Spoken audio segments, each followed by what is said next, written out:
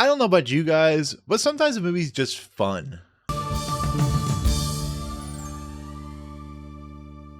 What's going on, everyone? Welcome to Movie Emporium's movie review of the Netflix original movie, The Thursday Murder Club. This is a film that is directed by Chris Columbus. So The Thursday Murder Club is a film that is adapted from a Richard Osman book from 2020. It's about a group of senior citizens who live in a home in England, who are in essence fans of murders and stuff like that. They try to solve murders. They're part of a club.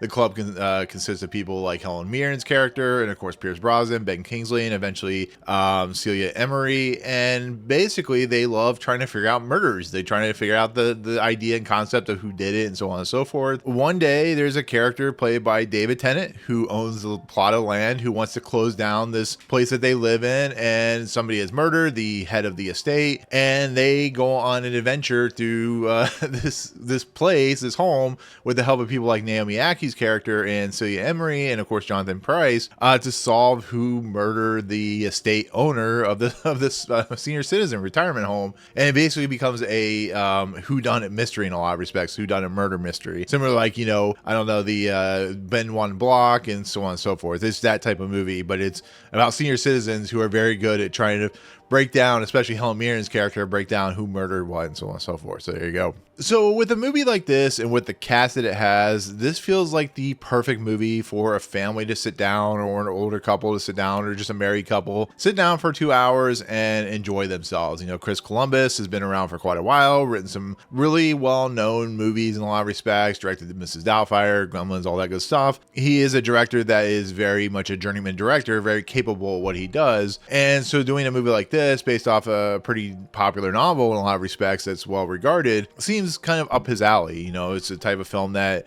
really feels like one of those quadrant films where it just seems like you sit down and you enjoy yourself. Does it make a lot of sense? No. I mean, at least that's what from the trailer I gathered and all that good stuff. And so going into this movie, I didn't expect it to be high art, but I just expected to have fun with it. Sometimes, though, that leads into not very good filmmaking, not very good movies, and so on. It is what it is. So leading into my honest review of this movie, I will say that it's exactly what I got. It's exactly what I wanted. It's a movie that's fun. It's entertaining. There's so many leaps of logic that don't make any sense. These people are solving mysteries that the police are apparently too inept to do. You have a character played by, of course, Daniel Mays, who plays like the lead investigator, who seems to be very bad at his job. But these people, these older folks, just they follow him too easily.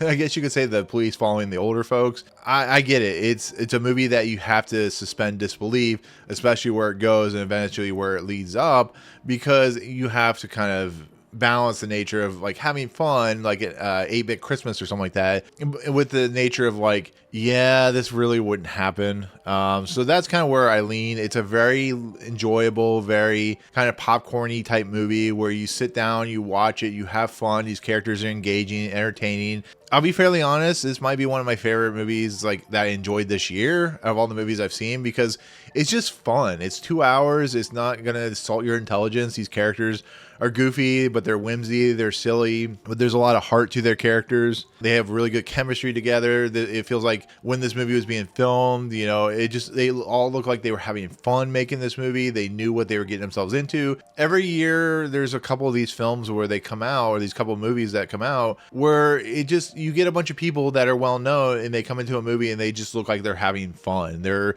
doing things that are fun. They're energetic. They're goofy. They're silly, but they have a lot of purpose and they have a lot of meaning to it. Like I said, the eventual twist actually have some heart to it, which is really interesting. And you have your atypical bad guy, the atypical villain type character with the David Tennant character. And, it also deals with like what it's like to grow old, and the deal with the natures of diseases and the natures of like, losing who you are and your mentality and all that stuff, but also just kind of, shifting and shaping your world into, the best you can deal with. And that's what this movie is. Like, the murder is really kind of insignificant, to be fairly honest. Yes, the important part of the movie, but it's these characters that lift this movie into being a very interesting, fun, enjoyable ride. But I do give a lot of credit to what Chris Columbus is known for doing, which is just energy, great energetic types of situations. And that's what this movie is. So, the four main characters, the Ben Kingsley, the Piers Brosnan, the Celia Imrie characters are a lot of fun, but Helen Mirren definitely carries this movie. She is headstrong as she usually is.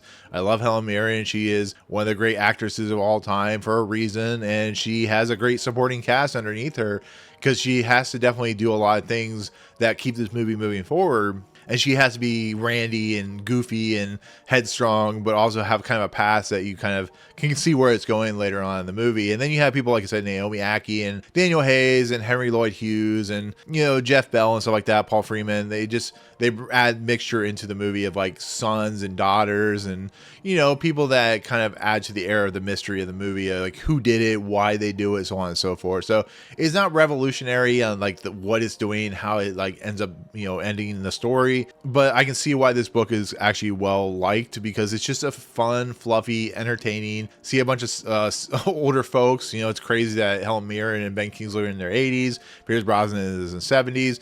Because they just have more energy than most 40-year-olds or most young people these days. And this movie is just one of those like fun, entertaining, fun times. You go, I mean, I wish it was in the theater because I would go see it and I'd have a good time. So there you go. Anyways, with that said, that is my take on the Thursday Murder Club. I do appreciate it watching my review. In the comments below, are you interested in seeing this movie? If you have seen this movie, what do you think overall?